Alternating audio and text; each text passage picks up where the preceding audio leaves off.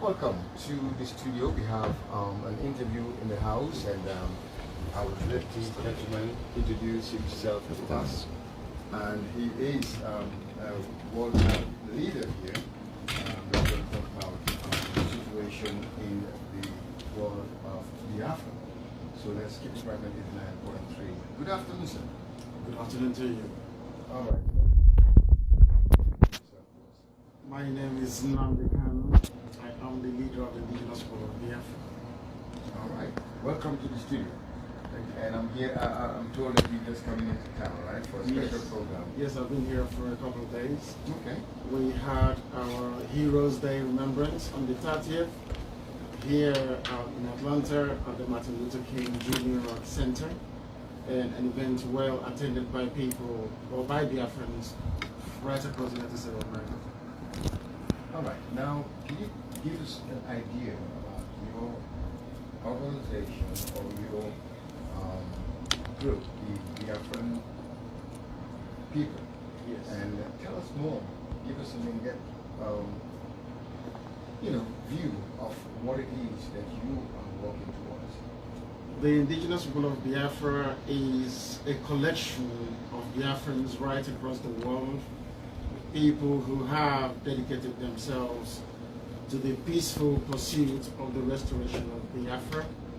We are spread across over 88 countries around the world. We have a significant presence here in the United States as well. And our objective is to restore Biafra the way it was before the British came, before the colonial masters came, that we may retain some semblance of dignity and be able to live in our land and be able to develop it as well as we deem fit. All these things are not possible right now because of the rather warped arrangements that we find ourselves in Nigeria, where nothing works, where ethnic nationalities that were living side by side peacefully before the advent of colonialism are today at each other's throat, which has negatively impacted on human and social development. All these anomalies are the things that we are trying to correct, and we hope to spread that very message through the gospel via indigenous people of Biafra. Wow. I'm trying to understand. I understand several years ago that ended, and Nigeria, Biafra became a part of Nigeria. I spoke to the gentleman the other day. I just want to be amazed to understand how removed you guys are from Nigeria, a country that is part of you. The removal is not the right word. If you don't mind, I would say rejection and repudiation. The entire essence of Biafra, what it means to be an Igbo, an Efik, and a Jaw person, to name but a few, has been totally rejected by the Nigerian state. There is an orchestrated plan to diminish, to emasculate, and to render hopeless, so to speak, everything that has to do with Biafra. That is why no seaport in Biafra land is functional. We don't have any viable airports. Our roads are non-existent. There is little or no significant federal government project or presence right across Biafra land. People are wallowing in unimaginable poverty. There is repression. There is torture. There is arbitrary arrest. There is execution. There is high-handedness. And there is double standard. The Fulani people who are going about killing people are regarded as honorable citizens of Nigeria. They are being paid to go out to kill people. the latest being an installment of 100 billion naira that was given to them in order for them to stop killing innocent civilians. That is the mess that we are forced to live with within Nigeria, where nothing works, the schools are not functioning, the universities are not fit for purpose, and I do not think that any right-thinking human being will subscribe or aspire to live within such a regrettable and repressive geopolitical space. All right, let me ask you, the Biafran state, the Biafran area that you're talking about, could you give me the specific areas where these Biafrans live? I would say Lower Benue, the entire southeast, the 5 states of the southeast, and also 5 states from the so-called south-south. In other words, going by ethnic nationalities, the Igbos, the Ijos, the Efiks, the Ibibios, the Anangs, the Doma people, the Gala people, the Shekiris, the Robos, and Isokos. Well, all those people that you just named, I know quite a few from those areas, and they're quite successful people. I don't understand, and now I'm not Nigerian, but I'm an African, yes. And I believe that Nigeria is one country. I don't understand why you want to separate from Nigeria to be Biafra all over again when you are a unit right now. Nigeria has never been one country. It is an artificial creation by the British to serve their parochial economic interest. The name Nigeria means nothing in any of the traditional indigenous lexicons we have right across Africa. To force to accept Nigeria means forcing us to accept white supremacy. It means asking us to jettison everything that we have lived for the past 5,000 years.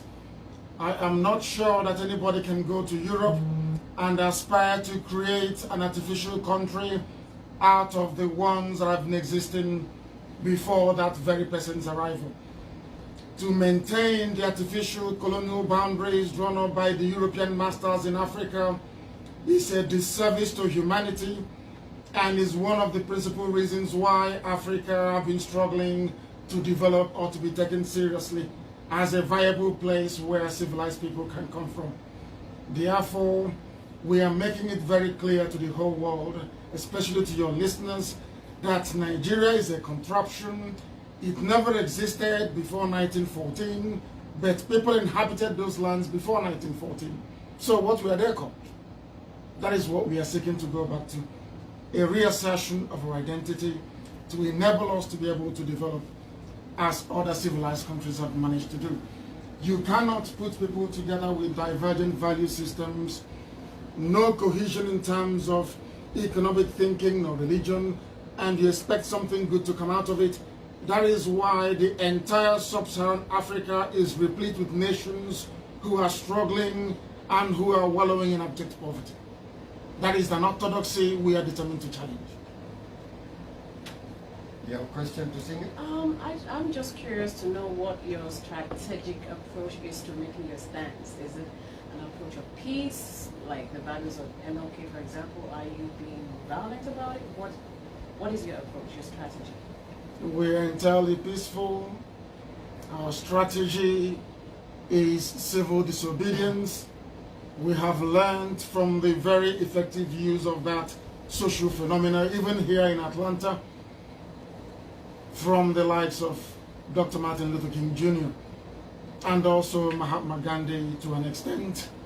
All we are asking for is a referendum. We are not seeking for war. We are not looking to fight anybody. We are not looking to shed any blood. All we are asking for is an opportunity for our people to decide and determine their future the same way that it happened, not just in Soviet Union, but also in Yugoslavia and most recently in Southern Sudan. What we are asking for is a peaceful dissolution of Nigeria and the emergence of Biafra within the international community of nations. Well, you mentioned Southern Sudan. But before I go to that question, I'd like to understand the states that the Biafran people are living. You mentioned Igbos, etc. Don't they function within the Nigerian government, where they have senators, they have governors, they have people that sort of advocate for you guys? Don't you have those? The Nigerian political arrangement does not allow for what I would refer to as effective advocacy to address repression and apartheid. What is happening in Nigeria is a far more sophisticated system of discrimination and apartheid, and as recently acknowledged by the former head of state, Olusegun Obasanjo, this very program of Fulanization permeates every strata of society. In other words, those that you call senators and representatives, unless you are in support of the Fulani agenda, you will not be elected. Unless you're in support of the Fulani agenda, you will be read out of office. It is a very mean, relentless political machinery that will grind into the dust any opposition that they encounter. What they are seeking to do is to turn us to some kind of mini Hausa state, where although the Hausa people have their language, everything else has been Fulanized. They have no home, they have no hope, they have no political dimension, and they have no cultural value. Everything has been subsumed under this huge umbrella of Fulani jihadi concept, so to speak. Unless you're part of them, you will not be elected into office. Unless you're part of them, your political aspirations will never even get taken off. Well, I mean, that's a strong statement to make. The population of Nigeria is 50-50, Christian 50, Muslim 50-50, right? So why are you targeting the Fulanis? Yes, we know that they have the Boko Haram and all that situation, but they're not only fighting your group, they're fighting the whole of Nigeria. And as far as we know, internationally, the Nigerian government is fighting back with the help of international organizations. So why would you say you have to be a part of the Fulani group to be elected in office, when in Lagos, for example, the Fulanis, most of them don't live in that area, they do not. For you to appreciate what I'm saying or the magnitude of it, I'll give you a very simple example. 2 Yoruba men have risen to the apex office in Nigeria, Olusegun Obasanjo and Ernest Shonekan. Those 2 men were put into office by Fulani men, not by Yorubas. Yorubas never voted for Obasanjo to start with. The only Yoruba man that came out or that had a semblance of independent mindedness, who is MKO Abiola, the Fulanis refused, and he never made it into office. They killed him in the process. That is the power that they wield. That is the might that they control. They're not doing it alone. The British is helping them. I am British, but I have to speak the truth. The British government elevated the Fulani class to a position of political power and authority to lord it over everybody. And for that very specific reason, some of their excesses that has to do with terrorism, not just one terrorist group, mind you, but 4, funded and staffed by only Fulani people: Boko Haram, the Fulani headsmen, ISIS in West Africa, and Al-Qaeda in the Maghreb. No sane human being will wish to remain in the same country with people that do not value human life.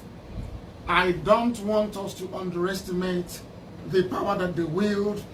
Every layer of government, be it judiciary, the army, the police, the executive, everywhere is staffed by Fulani people.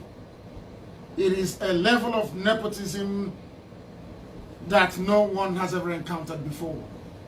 That is the reality on the ground, and that is what we're having to deal with on a daily basis. Would it be that the Fulani people are the ones that are voting, and the rest of the nation is not really putting enough effort or energy in the electoral process in Nigeria? There is nothing like an electoral process in Nigeria, and it is not that the Fulanis are voting. The British taught them how to rig elections, and they have over the years perfected it. Unfortunately, some Yoruba people, like Bola Ahmed Tinubu, have allowed himself or his judgment to be clouded by his singular pursuit of the presidency in 2023, and for that very reason, he has more or less acquiesced. He is prepared to allow the Fulani the space to carry out what I call political, cultural, and social impunity because of power. And today, everybody is paying the price for that. They do not vote. They go to Chad and they go to Niger Republic to import even children of 4 years old to thumbprint ballot boxes to have the numbers inflated that they may retain their preeminent position in the political hierarchy in that very dreadful country called Nigeria. It is a well-rehearsed approach. It is something they have been doing from 1952, and they will not stop until they are compelled to do so. Well, how do you wish to go about this, or what's your plan? Our plan is to remain on the path of peaceful agitation and civil disobedience in every way that we can until they see the need to grant us our referendum. We are in contact with governments of the world. Of course, you know it is not an easy process, but it's something that we are determined to do. Apartheid South Africa went through the same phase of subjugation of the majority, or acting contrary to the will of the majority. The same way that these Fulani jihadists are behaving today in Nigeria. But one thing is certain, we are not going to stop our agitation. We are not going to stop protesting. We are not going to stop lobbying the international community until Biafra is restored. Okay. Does the UN recognize Biafra right now? Is it recognized? Everybody knows about Biafra. In terms of official recognition, the answer is no. Okay. Also, well, how would you translate the proverb, united we stand, divided we fall? The agenda of the Biafra is seen to divide. Aren't we supposed to all fight a common enemy if we keep mentioning the British as the ones who empowered a particular sector of the Nigerian geographical and cultural population? Are we not faced? Who are we agitated towards? The government or the British? I will say the ignorance of the black man is the primary source of the problems we're encountering today. As black people, I don't feel sorry for myself. I like to speak the truth always, regardless of the consequences. We have not actually excelled in terms of being able to analyze situations and articulating a way forward out of every mess that we find ourselves in Africa. Of course, the common enemy is imperialism. The common enemy is poverty. The common enemy is backwardness. The common enemy is lack of infrastructure and all the rest of it. But the only way to resolve it is to allow people to express their views freely, not to be compelled to do so by an arrangement that is not only alien to Africa, but is counterproductive to our yearnings and aspirations in the 21st century. You do not force people to belong together. Britain have just voted to leave the EU. They're finalizing that very arrangement. The European Union is an amalgamation of willing democracies in Western Europe to commonize their interest and their political development. We were not given that very opportunity.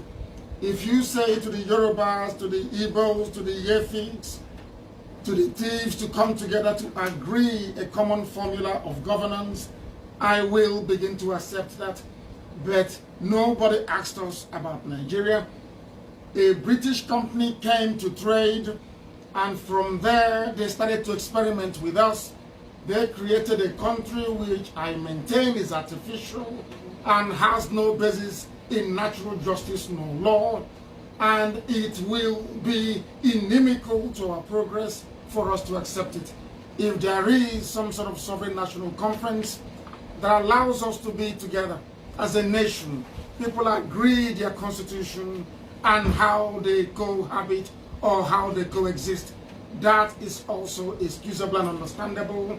But having all these artificial imposition on Africa is the reason why we are poor till this very day, the reason why there is mass migration into Europe, people dying in the Sahara Desert, people drowning in Mediterranean Sea, where we have lost our shame, we have no dignity and we have no honor, because the template that we are working towards was written for us by somebody else. There are intelligent people in Nigeria, I believe, or I'm led to believe, who can come together and decide a future for their people. If that type of arrangement were to take place, if that is the arrangement that I'm fighting against, perhaps you may have a very valid point. But the fact of the matter is that what we have before us is an arrangement that we did not subscribe to, is an arrangement we did not buy into, and is an arrangement we did not agree to. And that is why we are doing everything we can to make sure that it doesn't exist anymore. Okay. How is radio? There's a Radio Biafra, right? Yes, we have Radio Biafra. Where is it headquartered? It's sort of in London. In London. It's in London. And how effective has Radio Biafra been as a press tool to put the message across? We've managed to use Radio Biafra to counter most of the lies and misinformation about Biafra. We have used Radio Biafra to mobilize our people all over the world. Without Radio Biafra, the effectiveness of our Heroes' Day remembrance, which was observed all over the world, would not have been possible. These are the issues at hand, and Radio Biafra continues to lead the way in making sure that our people are properly informed. Okay, we've got 4 minutes to go, but we do have someone on the line. Hello, caller. How are you? Okay, you have a question?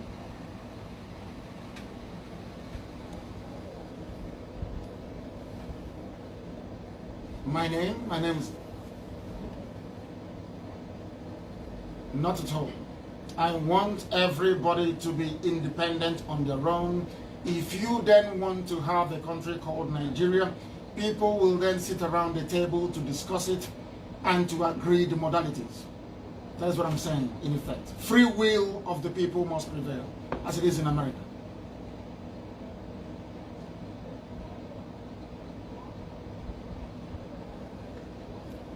Not at all.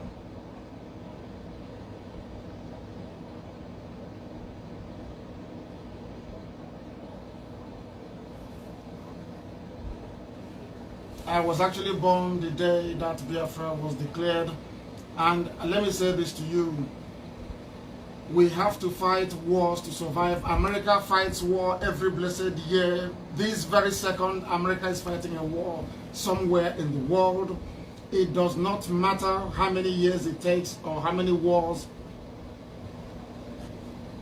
I beg your pardon? A lot of people we are lost, and we will lose even more to make sure that Biafra comes. Yes, we lost a lot of people, and we are prepared to sacrifice many more to ensure that Biafra comes. I have answered your question. The answer is yes, yes, and yes. Okay. And let me repeat, we will fight another war now, this is to ensure that Biafra comes. You indicated that you indicated that your organization is a peaceful one. Now Yes. you're talking about war. So which are you? Are you? No, there is this thinking in Africa. There is this thinking in Africa that self-preservation is the end-all and be-all of human existence. What we are trying to say is that life is meaningless if there is no freedom. Life is meaningless if there is no dignity. Yes, go ahead.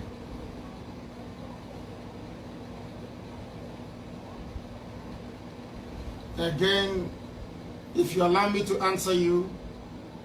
Okay. We're gonna have to. We're gonna. No, I want to address this very question.